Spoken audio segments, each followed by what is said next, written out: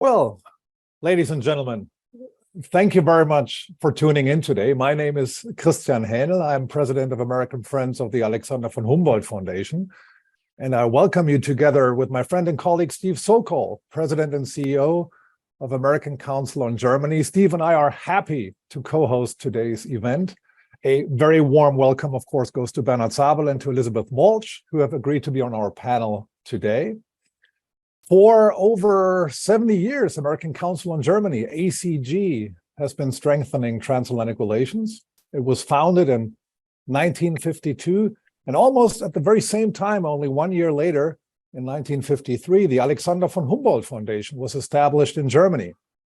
Both ACG and American Friends of Humboldt follow the conviction that transatlantic understanding and cooperation is crucial for tackling the challenges and issues together that our societies are facing today.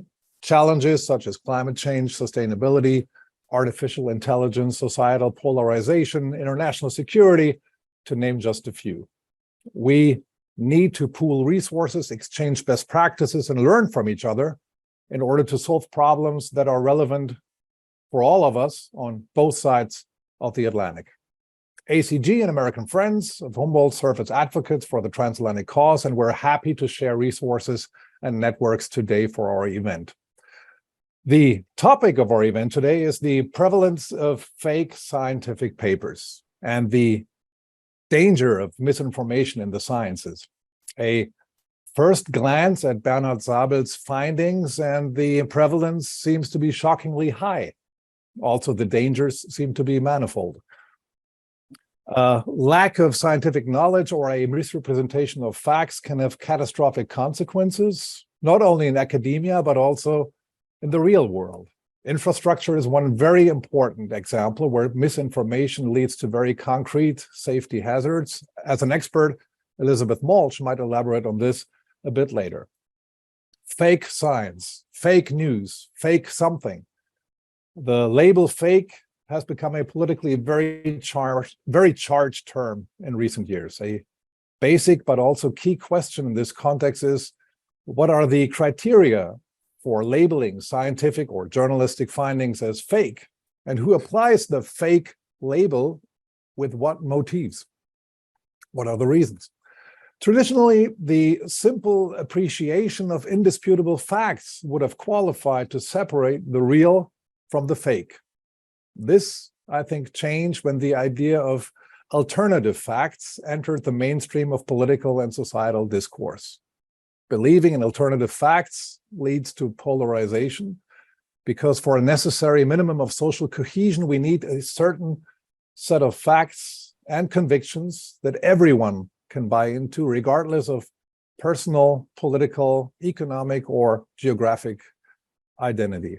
We at ACG and American Friends of Humboldt try to counter the trend of alternative facts and misinformation. We try to rebuild trust in the values of science so that our democratic societies based on the rule of law and an appreciation of facts can stay resilient in face of the great challenges we face internally and externally. If you share our vision and if you like today's event, stay in touch with us, please. Both ACG and American Friends are always on the lookout for partners and supporters. Reach out to us. Let us co-create transatlantic impact. Once again, thank you very much, everybody, for being with us today. I wish all of us an engaging event. And with that, I'm handing over to you now, my friend, Steve. Herzlichen Dank, Christian. Thank you so much for setting the stage for us. I can only underscore how happy I am and we are to be partnering with you and your colleagues at the American Friends of the Alexander von Humboldt Foundation for this event, and I hope it's the first of many. Listening to Christian talk just now about the kinds of tips that we love to get from our viewers, we're also always looking for interesting topics and interesting themes. And sometimes we stumble across them, as was the case today. A few weeks ago, I was listening to the radio and I heard an interview with Professor Dr. Bernhard Sabel from the Otto von Guericke University in Magdeburg and thought, wow, this sounds like a really interesting story. Of course, he was talking about the paper that he had just released on fake scientific studies. And I did a little bit of research and found a little more information about him and about his work, and reached out to Christian to say, is this something that the foundation would be interested in doing together?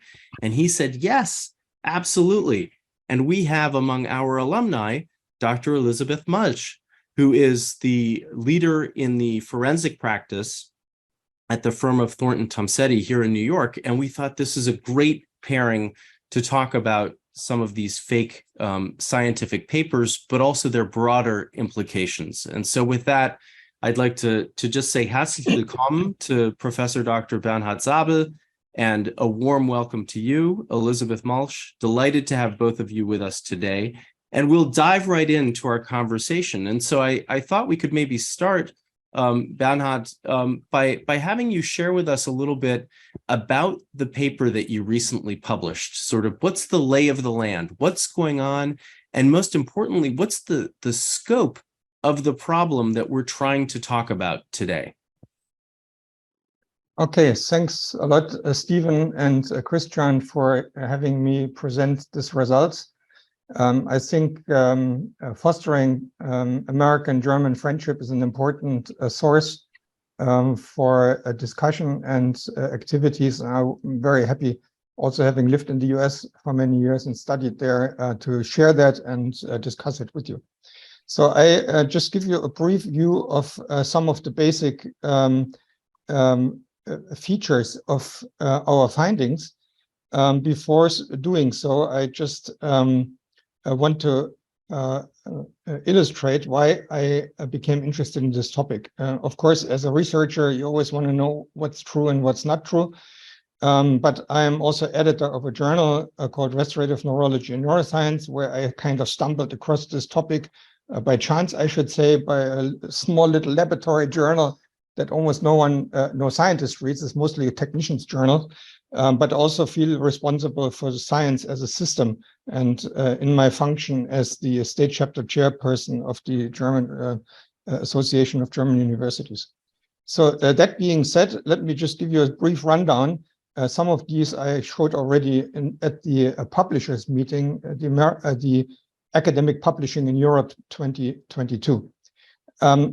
Paper mills are agencies that advertise on the internet fake services. And by fake services, I mean generating papers with strong support by AI, using fake data, using fake images, using fake text, copying text, using fake authors, using fake review processes, and so on. So whatever sin you can think of, it is part of the story. Such paper mills produce these automatically, and they do it for profit. And one could argue, if or if not, they're an illegal organization. Maybe Elisabeth can sort of pick up on that point. They produce and sell and fabricated or manipulated manuscripts, and do this automatically, and also by support of scientists who may or may not know that they're helping to edit a paper. I'm sure that not everyone that helps to edit, who lives in the US or in the UK, maybe a poor scientist who needs a little extra income, says, I do a good deed by helping them. In reality, they're supporting the fake. They may not even know it. Some may know and others may not. But why is it such an attractive process of fake publishing? It's because students and also scientists are under extreme pressure in some countries more than in others to publish scientific papers to advance in their careers, either to get a job or to become chairperson or to get a salary raise. I just recently spoke to an Iranian scientist.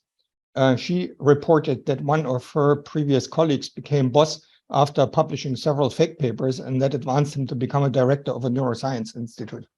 Just to sort of illustrate a sample, a case here.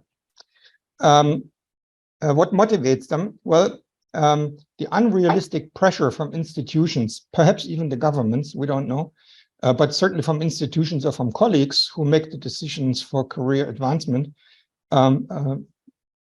induces quite a lot of anxiety not to make it. And so, especially since in the field that we studied, biomedicine, doctors and hospitals are under extreme pressure already by their patients.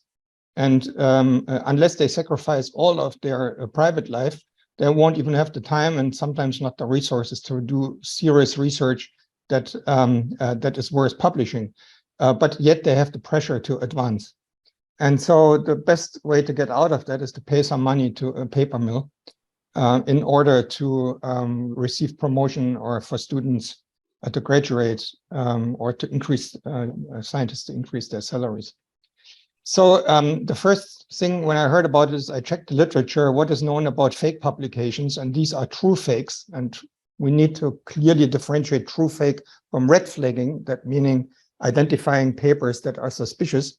So what is the number of true fakes? So we searched the literature and then added up the number of fake papers that were proven to be fake, which over, like a whole range of years, you see it starts in even 1946, but most of them in the 2000s, that we have about 14,000 fake publications not known at that time, we started working on this in 2021. So you would say, well, 14,000 out of, let's say, 1.3 million biomedical publications, it's okay, it's not good, but it's a relatively small number, yeah, that can happen, and people do make mistakes and people do fake, but it's kind of a small problem. But in my journal, I got more and more sort of papers where I thought this looks really fishy, and it's kind of a strange paper, and I hadn't really thought of papers being faked until I ran across this one source that talked about the paper mills. So how do paper mills work? Well, they advertise quite openly, specifically in Chinese websites, but also internationally. And they don't say, we write fake papers for you. They sell themselves as either ghostwriting agencies outright, or they call themselves editing services, with all support that you need, sort of. And you get a good deal, and it helps you publish your paper. When you get in contact with them, we tried several times, they want to get on the phone with you. They don't want to interchange it by writing emails back and forth. Although I was lucky enough to speak to one paper mill, and that is a future paper going to be, that gave me a lot of information of how they work inside, and they even sent me 100 papers that they have published. So we are currently analyzing those. So that will be a fun story. Part of that is in my paper, the description of that paper mill. And it was quite shocking to see, how they develop their fraudulent services. So they advertise with slogans like, nowadays competition is getting stronger and more graduate students need to publish, blah, blah, blah. But many of the students, they can take advantage of ghostwriting, which is a great advantage. And as some put it, why make the effort of doing the research if you can just buy or order the paper? It is much less work, and you are much more successful with much less effort. So they openly advertise, and of course we can't read Chinese, so I have to call my friends in China and help me with some of these things, which some of them did, but they don't reveal their names for obvious reasons. So we red flag papers by identifying several parameters. 2 of them are private email use for the corresponding author. Then a bonus would be to have an international partner that collaborates with you on the paper. But we also looked at other factors as well, such as hospital affiliation. We even studied how many publications come out of that institution. And so on. So a number of different factors were looked at. And when we use what I would call a very liberal factor, one that tends to overestimate rather than underestimate the scope, we use that to see what is the percentage distribution among countries. And if we assume that the total scope of fake publishing in biomedicine is in the order of 100,000 and higher, it could be 200,000 or even more. I don't want to really fix a certain number to it because these are all red flags and some uncertainty involved. But you see that there are certain countries that publish relatively many papers from their country, like Russia, Turkey, China, and Egypt, and India. And then there is a sort of a clear jump on the right hand. You see that to other countries who publish less. And then there is what I call the error margin, or sort of the uncertainty margin for Europe, the US, and other countries. Interestingly, Russia is on the top of the list and the Ukraine on the bottom of the list. That may be chance, but I thought that was quite curious because they have a similar culture, but yet their practice is vastly different. So we think that there are three types of pressures. One could come from institutions or maybe even policy of these countries, that you need to publish more. Actually, this has been described for China and Russia in some references I found, but I also know from other countries and from students or scientists from those countries, they also have these official pressures. You have to publish blah, blah, blah, number of papers. Then I think that the second step, the sort of intermediate a list of countries, they may be career driven, that the scientists themselves or individual departments or so are under pressure to publish more, and they may not have that much money to pay the paper mills either, who knows, and then the error margin.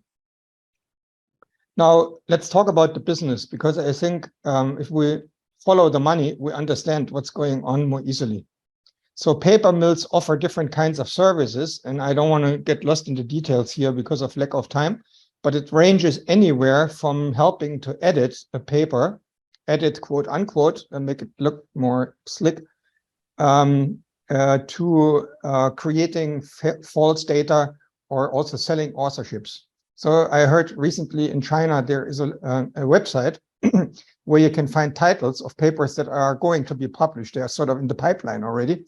And you can add your authorship name to it by paying a certain amount of money. It's like you're going to go shopping for t-shirts, and you can just pick the t-shirt you like and then take, this fits me. The same way you can select the title that fits your qualification or your ambitions.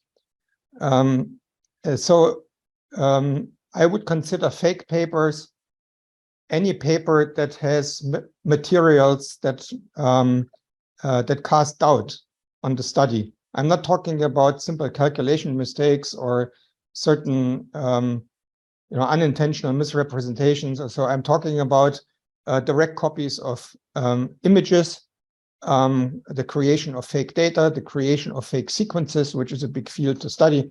A colleague in Australia, Jenny Byrne, works on that.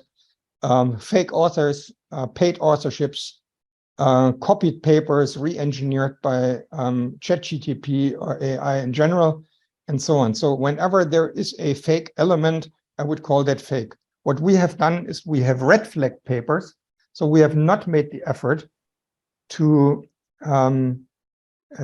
prove that a given paper is fake. That is a lot of work, and it has to be good enough to stand in front of a court hearing. That wasn't our goal. Our goal was to analyze 15,000 papers to get indications of how big the problem may be, or how big it is. So if you ask yourself, well, if I'm an author and I want to buy a paper, how much does it cost?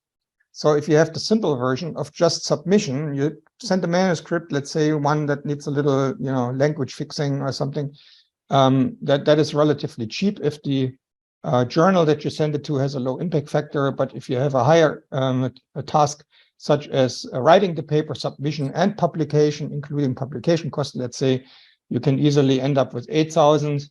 Or if you are ambitious and you want to go for a higher impact factor journal that includes the design, so you tell them what you design you would like to have, and then they say, okay, I understand, and we'll write the paper for you with fake experiments.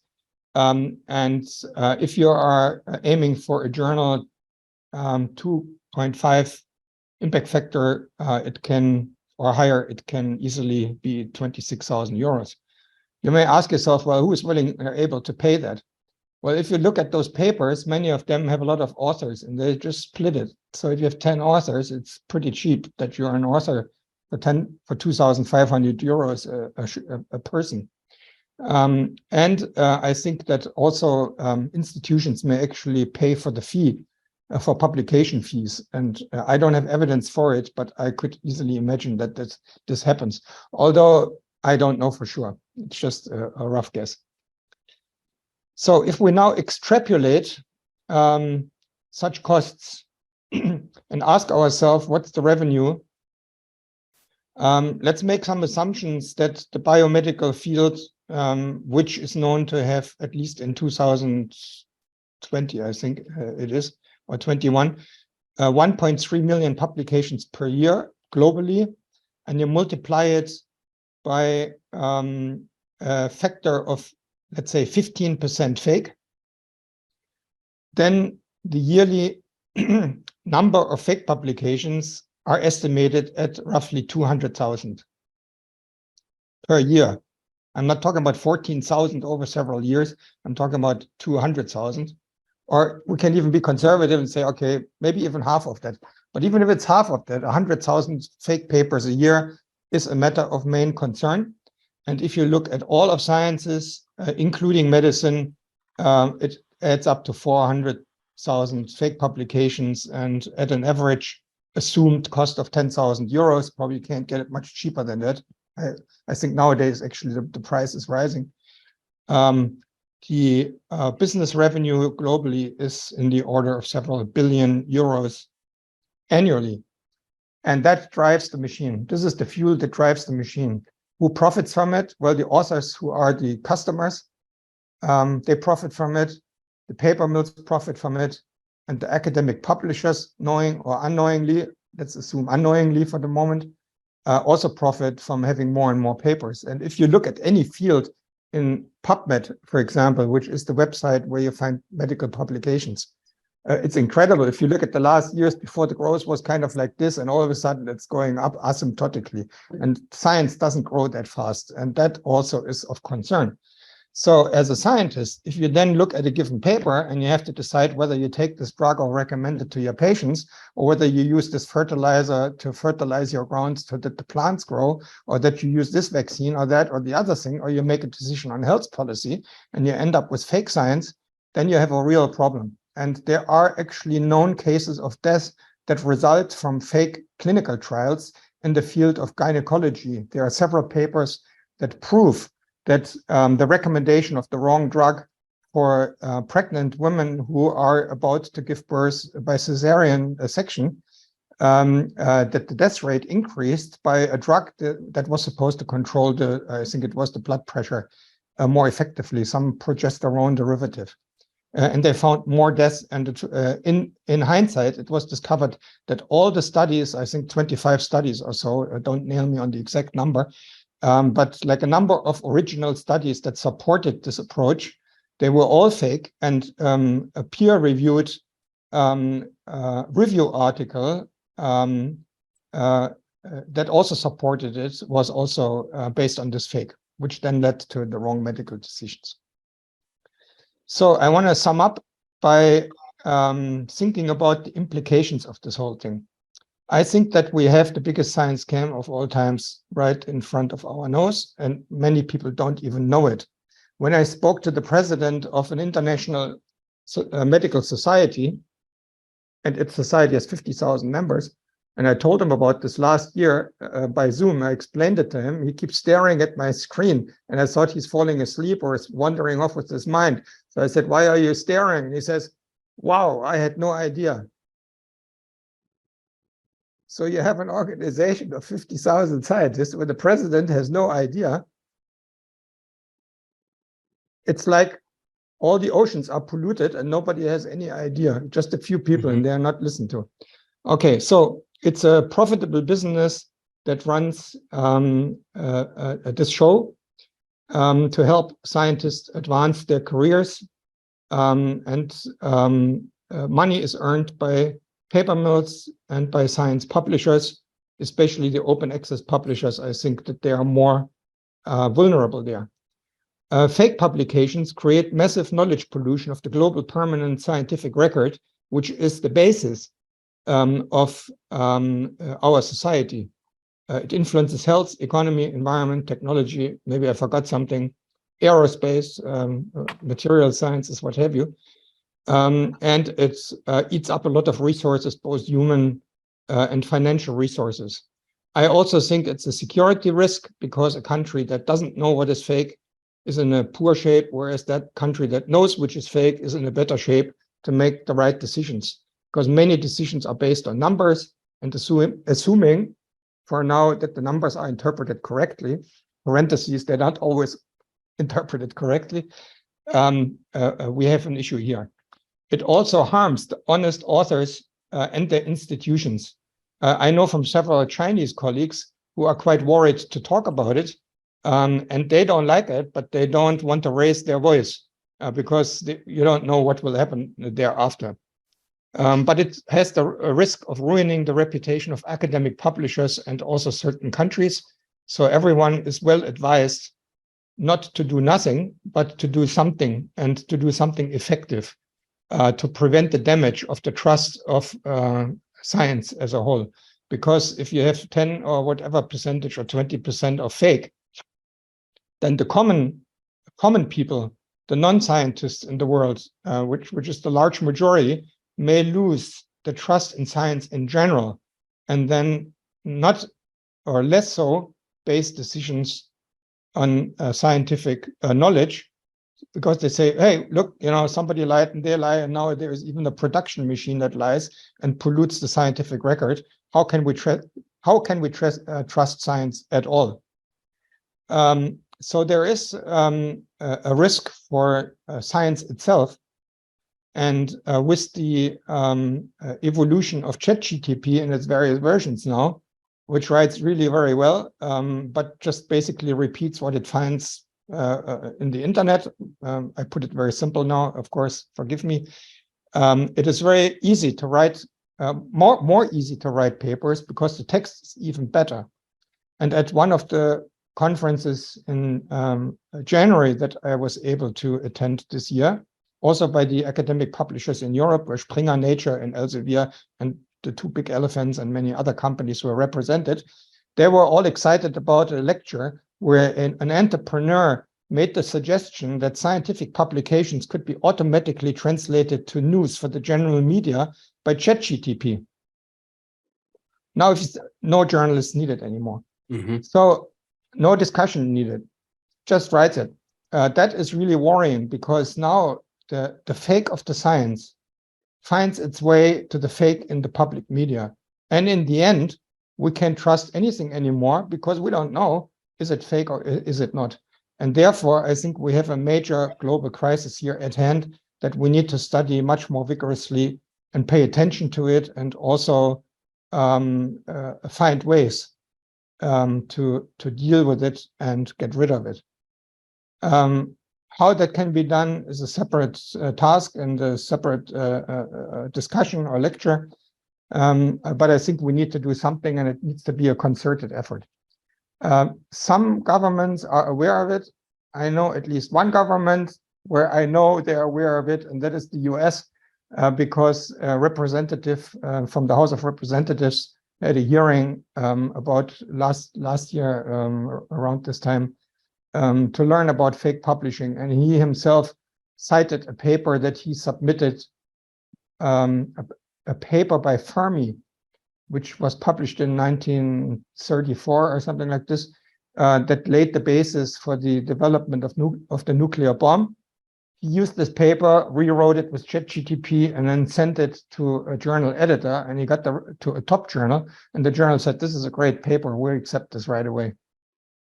After he basically modified it. So okay, so with that, I want to end my short lecture so we have time for discussion and also comments from Elisabeth on it.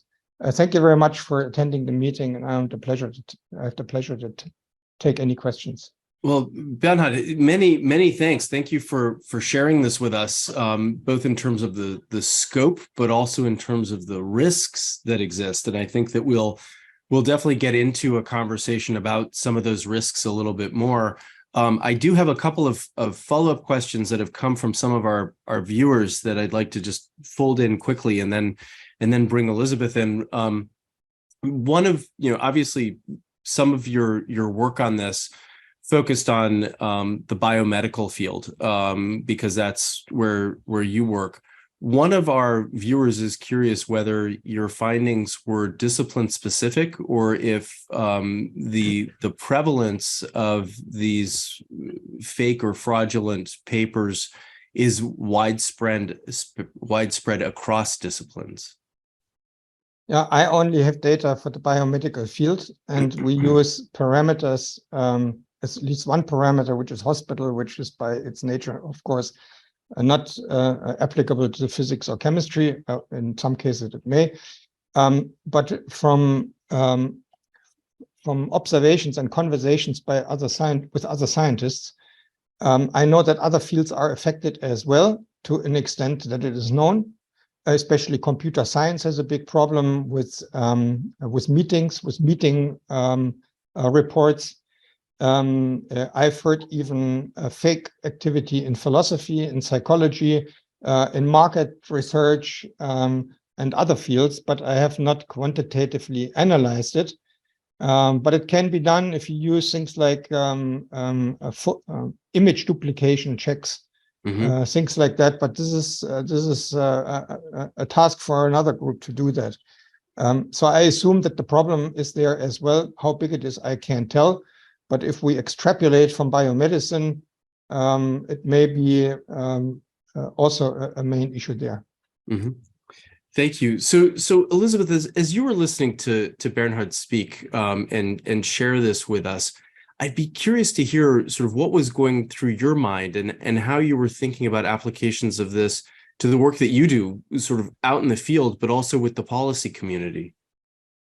Yeah, so it's fascinating, right? And a couple of things spring to mind first. So one is I was in a computer lab at Columbia, was a work study student, and I saw one of the first algorithmically generated papers. And it was funny, right? Like it was really interesting. It didn't lie, right? It wasn't like the papers that Bernhard is talking about. It was a paper that was completely accurate, just nonsensical. Like it had error bars that went from the top and bottom of the screen, but it was formatted correctly. It had the flow and the look of a scientific paper. This was in the late 90s, right? And it was generated from a computer, and you could use that same program to generate other papers, which is, of course, hugely interesting and dangerous in different ways. And then I think the other topic that comes right to mind is what the danger of this is. And we were all around when we heard about alternative facts, right? You have your facts, I have mine. Around the time where alternative facts came up in the news, I was investigating a matter involved a collapse. Nobody got hurt, luckily, but we ended up at a panel with OSHA, the Occupational Safety Hazard Administration. And the OSHA administrator, after we gave our presentation, said, okay, your engineers have your facts and our engineers have ours. Maybe it was linguistic, right? But it was one of those eats in your stomach, the way that Bernhard's presentation does, right? This idea that people have different facts. That's not appropriate, right? I think around the same time, there's a leadership essay I wrote on the Alexander von Humboldt website that Google's well, if anybody's interested. But there is truth. Right, there are things that are reliable and predictable that we use to build on. I'd say first, I'm a little bit out of context because I'm an engineer and not a scientist. So we do some things that are similar. But like in the middle of COVID, we had that beautiful satellite that was launched. And everybody, I felt so hopeful, right? Because we could launch a satellite that looks even farther, a telescope that's looking farther into the world, that has better pictures than we've ever seen of outer space. And I had a colleague, it's actually the founder of the company, but we teach together at Columbia, and he said, it's interesting, when they launch a satellite in space, they said the scientists did it. And when the rocket blows up, it's the engineer. So there's something about science being aspirational and cool and like a little bit far out there, and engineering being like the practical application of it, where stuff does go wrong and where things being right has a different importance, right? People can be sued for being wrong. So if the same kind of fraud happened in engineering that it seems to be happening in scientific publications, if you put out a drawing set that is a copy of somebody else's, you might get away with it. If you put out a drawing set that's a copy of somebody else's, but the geometry is just a little bit bigger, then that would be a number of the collapses I've investigated, right? It's just you take something that existed before that looks reasonable, you put it together in a way that looks professional, but it isn't because you haven't done the rigor. It's fraud, right? And that becomes dangerous. So there's the specific application of putting something out that's fraudulent, that's scary. There's the picture of what everybody feels about science that's scary. And then there's the part that's exciting, which this ChatGPT, this paper that was funny, if you can generate something that explains what you know in a way that other people can understand it, like if you can take a scientific paper and make it readable by the public, that's pretty cool, right? Mm-hmm. And like engineers don't know how to do that. We don't talk in public as much as scientists do. Like I'm trying today, right? But we don't, which is why we only get talked about when rockets blow up. We don't get talked about when the cool stuff happens. And pitch another thing while I'm talking here. There's my company that has a foundation, the Thornton Tomasetti Foundation, and we give out a technical literacy fellowship to make journalists and engineers work together so that they can communicate things to the public better. Like it's a real issue to communicate what's important better. And if ChatGPT and paper mills and all these support, if the side effect is that you can get an idea out in public that's true faster, that's pretty cool. And if these tools like what Bernhard's talking about can see the categories of, well, this is the category of stuff that fits this idea, this is a category that looks kind of like nonsense, that'd be pretty good, cool too, right? Like if you can categorize this as a set of papers that's essentially spam, and then this is a set of papers that's like, it's not necessarily well written, but they're kind of related to something. Maybe blockchain is a new topic. Like that'd be really interesting. So as much as there's parts of this that are, scary and dangerous, there's parts of it that are exciting too, I think. So that's sort of enjoy the conversation. That's maybe a little controversial, right? To turn it around like that, but I think that you're right because it comes down to how does one make science accessible, and how does one make it understandable to a broader community, and that's something where some of these tools have the real potential to do that. But related to this, and related to your comment, Elisabeth, about sort of the distinction between the scientist and the engineer, and the human factor in all of this, one of our viewers is curious how we go about recognizing that a paper is fake to begin with if we're reviewing the manuscript as a reviewer. And so this is maybe more of a question for you, Bernhard, but the viewer says that in one manuscript that they were reviewing, they noticed that words were used in an odd way to describe a certain effect, right? So that comes back to what Elisabeth was saying about this computer-generated paper that was funny, right? It just didn't read the way that a human would write it. Yeah, strange wordings are likely produced automatically. How to discover fake papers or red flag them, I can give some recommendations because now when, as a journal editor, I get a paper on my desk from my secretary who marks a few features, I throw it out in 5 seconds. So I really have a sort of an impression. I give you some examples. There are certain countries where the chance is higher that it's fake. So there you have already one criterion. Private emails is probably the strongest single criterion. Checking duplicate images is technically possible, but it costs money. You have to send it somewhere, somebody do it unless you know how to do it yourself. But if the reference list has a completely different font and a different style than the manuscript itself, or if the manuscript doesn't really fit your journal, or if you find that it's a really simple experiment, like I observe a gene change in some cell culture, and then you have 20 authors on it, you ask yourself, what are 20 authors doing in that one little experiment? Or you have variances. These are just examples. You look at variances, and they're all the same. Once I measured it with a ruler, and there was like an effect of a treatment over time, and the variances were all exactly identical. That is not plausible. Another example is tables and figures where all the numbers end at 0. or where the differences are so big and the variance is so small that in this kind of test, you would never expect that. These are all signs. And then as an editor, you have to make a decision, do I send it out for review, yes or no? And there is a legal question. The editor is not legally responsible for proving that the paper is wrong. The author has the burden of proof that the paper can be trusted.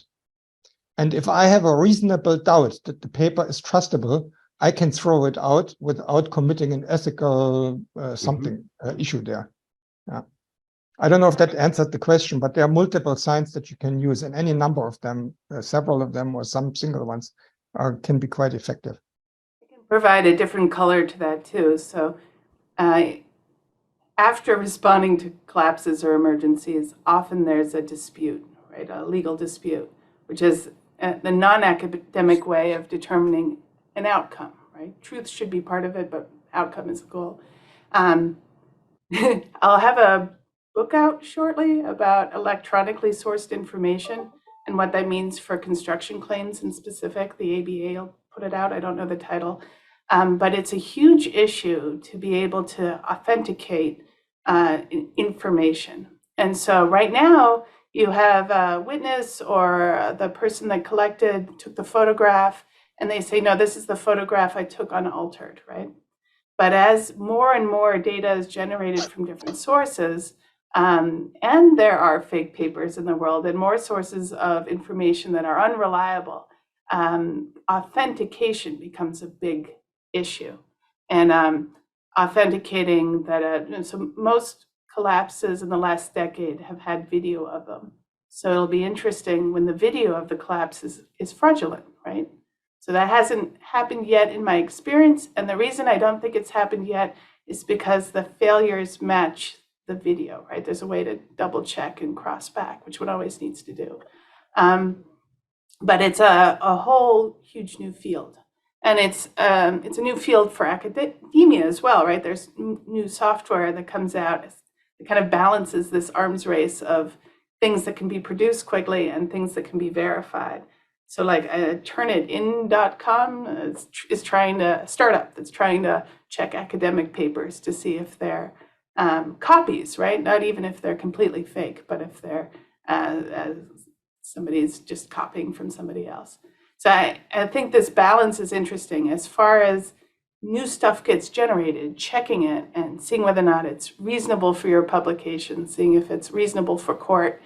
More tools have to be developed, like yours, right? More tools have to be developed to help all of us.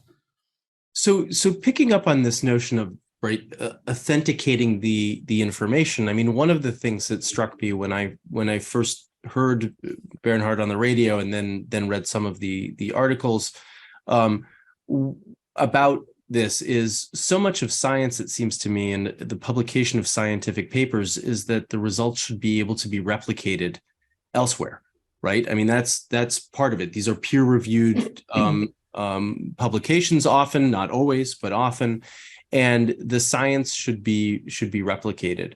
I'm curious to know sort of how much of an impact that has as a example or as a criteria for the kind of analysis that you've been doing, Bernhard. But one of our viewers is also curious about the number of scientific papers that are out there that are in peer-reviewed publications that can't be replicated, and yet they influence policy discussions, just because they've appeared in these scientific publications. So that makes them quite dangerous, even though they can't be replicated.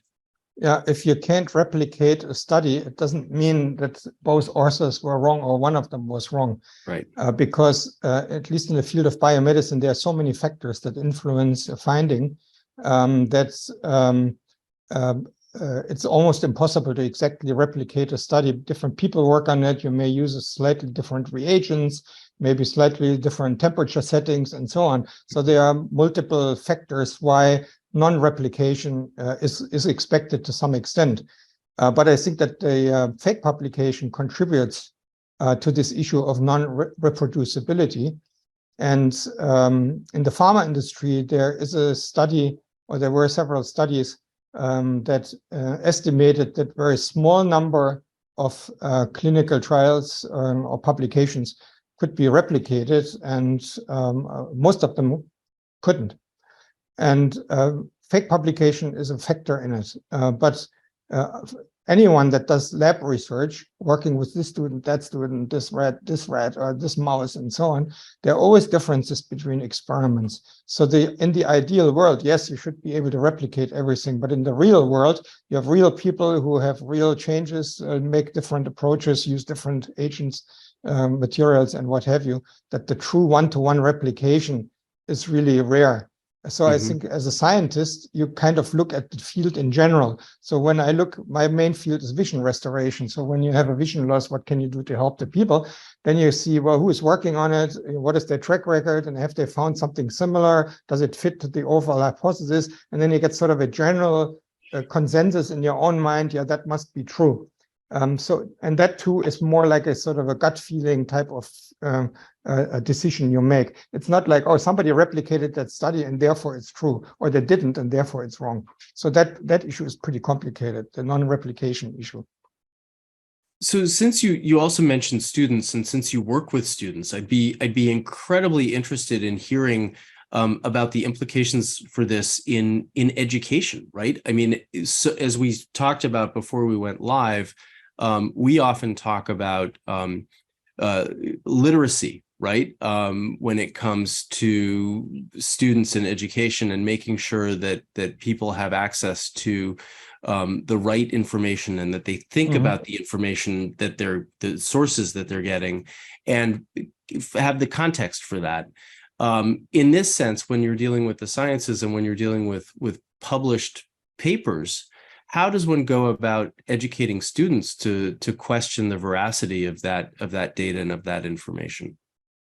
Well, concerning the students, I can share a recent story. I just heard it the other day from a Chinese source, that on the social media, there was the case where a student said, my professor told me to write the review of my own paper that we're going to publish.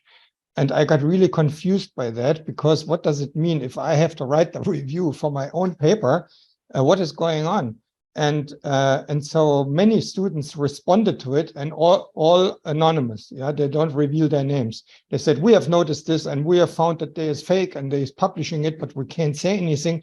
They lose trust in going into science at all, because they're getting confused if in the first year of their bachelor or master degree they find out this stuff is going on. Concerning how can we educate students, I think we should start educating ourselves first and finding ways to teach them, and then to say, this is what we can teach you. But if we teach the students, we help the paper mills get smarter. So there is kind of a catch-22 here, and in a way, it's an arms race. Question is, who is smarter in the end? But I sometimes say, I don't know if the word facetious is the right one, but I say, if this goes on with ChatGPT and all this fake, in the end, to relay a message from A to B, you probably write it better on paper and send the person to send it over to your contact. And then you can be sure it actually is coming from the right source. So we need to understand it, and then we need to teach ourselves, and we need to teach our students to watch out for it. But we need to develop kind of a science of detection. And we're only at the beginning of this journey. And I hope, and I still hope, and didn't give up the hope, that academic publishers will help in this effort. So in that regard, I mean, looking to the future, and given that we only have a few minutes left, one key question that's been posed by a number of people, and that I have, is what's being done to crack down on fake publications, on these fraudulent papers. Should there be stricter guidelines in place? Is there a way to censor or somehow create a technology that can flag some of these potentially fake papers? Yeah, there are beginning activities in this direction to flag papers or to identify fakes, because if you make a decision, you have to rely on useful information. The publishers announce that they are developing such tools. They are not sharing information how many fakes they found. I asked them several times at meetings. I hope they do it with the goal to maximize fishing them out of the crop the fakes. And there are a number of individual scientists, some of which have worked for years on identifying fakes and retracting papers from the scientific record. So there are a lot of individual activities, but I think what is really needed is a governmental activity, ideally globally, to find a security system for manuscripts that go into the scientific record, which is independent of the publishers, but for, of course, collaborating with them, but that is independent, because publishers do generate revenue from it. So I think just to be on the safe side and to protect everyone, the publishers and the public, is to have an independent system and a security measure that prevents them from entry. To give you one example, in 1974, the Olympic team, Israeli team, was killed by a terrorist attack from Palestinians in Munich. Before that time, you could walk into any airplane by just opening and closing the door. After that, a security system was installed to prevent this from happening again. I think we need some measures that are similar in scope, that identify reliable sources of information and reliable materials, similar to that. And that reduces the problem. It cannot eliminate it completely, but it certainly can reduce it significantly. Elisabeth, any thoughts on that, on this sort of security system and how it might play out in a broader context? A few things come to mind, and I think one was a question too. There aren't just fake papers. There's also papers that are wrong, right? So Yeah, there are a lot of gatekeeping. There's a lot of gatekeeping already, right? And I trust that the process of science, the things that we're talking about now, has a capacity to do better, right? Do better in the arms race that is clearly going on between these fake publications and what we're doing.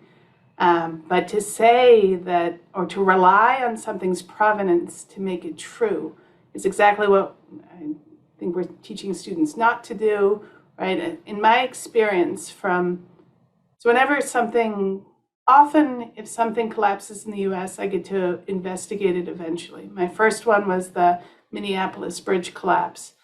The National Transportation Safety Board did an investigation, and they determined that the connection plates that hold the bridge together were too small. That was an accurate conclusion. It was, however, not relevant to the collapse. There's a series of publications that came up after that conclusion where people took the authority of the National Transportation Safety Board, and students wrote papers about these connection points. They're called gusset plates. And these connection points, and how, well, if it failed, then there must have been something about how we understand this connection that must be insufficient. And so it's worth more investigation. So something that wasn't accurate led to a whole lot of work that distracted from other work, right? So I put out a response in one of the publications that said, well, if you don't start with that assumption that the gusset plate failed, so on and so forth. But my point is figuring out what is relevant, useful, what is a predictive fact, right? We're talking about science. We're not talking about like the softer stuff. We're talking about the reliable stuff. So if your floor isn't strong enough for the loads on it, the floor will crack. And if there's a significant amount of load on it, the floor will collapse. So in the medical setting, right, like you have lots of things that make you feel better. Like I really like tea for making me feel better. Is it good for me, bad for me? What's the science on it? I don't rightly know, right? But it makes me feel better. I think if I take arsenic, I die, right? So there is truth and there is stuff that's soft. And figuring out what is the combination of information about a subject, right? So ideally, with these new tools at hand, you would see the National Transportation Safety Board's finding on my bridge collapse, along with all the other findings about that bridge collapse, so that people could see what rings true and what's relevant. They'd know the gusset plate's too small and that that's important, but see that the roller bearings didn't work and the temperature built up and the bridge buckled, and that that's important too, right? So there's something about these tools that might be really good at collecting information. So I wouldn't like ban them outright, right? It's back to ChatGPT might put a great paper together for somebody who has a good thought but can't write. But how do we do that without the fraud, right? No fraud. Maybe I can just add a short comment to that. In the end, it's all about decision making. And in physics, it's easier to come to a decision than in psychology, medicine, biology, and so on. So the fundamental challenge that has always been there is how to derive at the right decisions. And that is usually a probability judgment. Well, so that's maybe a nice way to ask a closing question, or a nice place to ask a closing question that one of our viewers posed, which is, do you have any suggestions on how to counter some of these dangerous trends so that society can develop or redevelop an appreciation of real science and true facts? Certainly during the course of our conversation, there's been some discussion on the sidelines about people having their own sets of facts, and each of you have talked about that. Elizabeth, you talked about that in your opening comments. And so I think the question here is, how do we make sure that we don't lose confidence in science? How do we make sure that people appreciate science moving forward, and that we get back to where we can share facts, even if we differ in how those facts are interpreted? My first response would be, if you cite numbers from scientific studies on the public level, you need to be competent to make the proper interpretation of what these numbers really mean and to interpret them correctly. How can we help the system to move forward? I think one is to know more about how to detect fake, then to attach some information to published work, and to new manuscripts. What is the probability of fake? And then also to think about a governmental control or independent control, shall I say, that attaches conclusions about certain works being published, and finally to sanction authors or institutions who are not supportive of such security methodologies. Elizabeth, do you have any thoughts?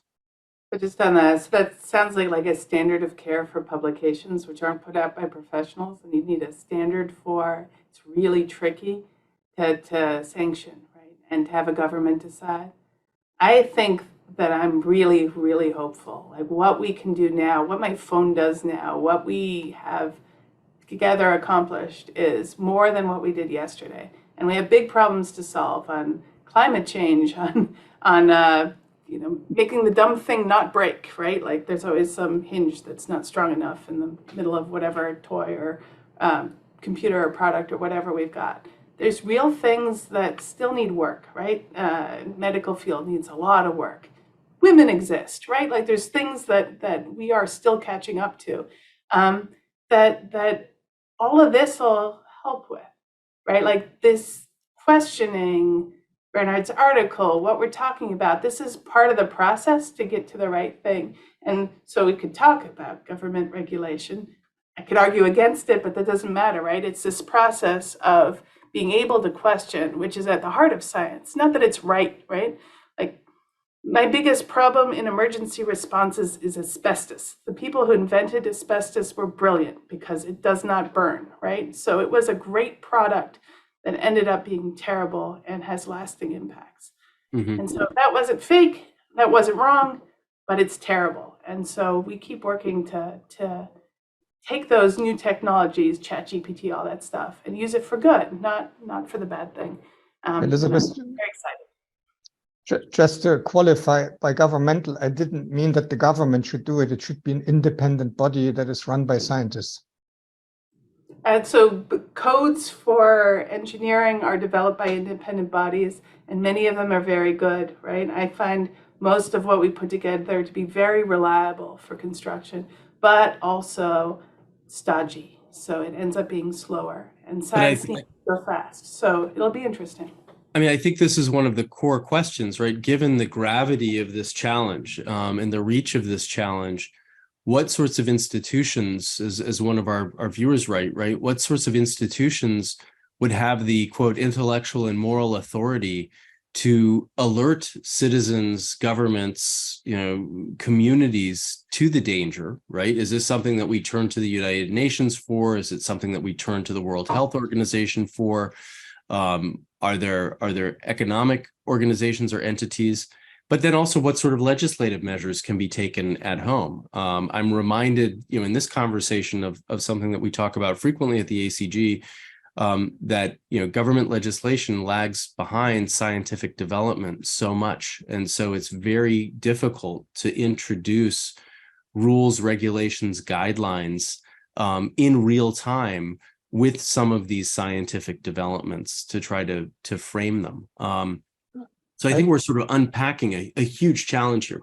Bernhard, let me have you have a last word and then a final word to Elisabeth. Well, I'm glad I can have the last word. That doesn't happen too often when I talk to my wife, but just a joke aside. I mean, the issue is complex, so I don't think that there is one institution that can do it, but it has to be a consortium. In Europe, I would think of the ERC, the European Research Council. It could be national academies of sciences that truly are supportive of finding the truth rather than making money or making politics. Or any other organization that is funded independent of revenue that they generate from selling something. So that's funded governmentally, but not controlled governmentally, I guess I'm saying. Mm-hmm. And they are probably the best place to start. But of course, get all partners on board, funding organizations, publishers, scientific societies, and maybe governmental bodies as well, ministries, what have you. And certainly the legislation needs to think of ways to solve it, because it is a major risk on all levels of society and the biggest science scam of all times. Thank you. Elisabeth, any final thoughts for us today? I'll stand being hopeful. So I have more trust in Bernhard than seems to have himself. So this kind of looking at what the patterns are of reliable and unreliable papers or production, or this open information and how it was meant to be a good thing, right? The open access journals, and open sharing of data and where things come from. We have the opportunity to crack it, right? Like to get a really good spam filter between us by whatever method, and hopefully it'll help talk about those things that are worth communicating with the public, where we can do a better job and talk more, publish more, right? Not have that be a bad thing, but just with rich. I think it comes down to really having to have more conversations like this, right? To increase awareness about this as an issue more broadly, but then also to talk about constructive solutions and a path forward. And so on behalf of the American Friends of the Alexander von Humboldt Foundation and the American Council on Germany, I just really want to thank both of you for taking the time to talk with us today. I think this has been a fascinating discussion on many levels. I feel like we're just scratching the surface and that there's a lot more to unpack here. And so maybe in the months ahead, we'll be able to continue the conversation. But a herzlichen Dank to both of you for joining us today. Many thanks to our viewers for tuning in and for some great questions in the process. And of course, thanks to Christian and the American Friends of the Alexander von Humboldt Foundation for partnering with us today. Well, thank you all. Thanks. Thank you.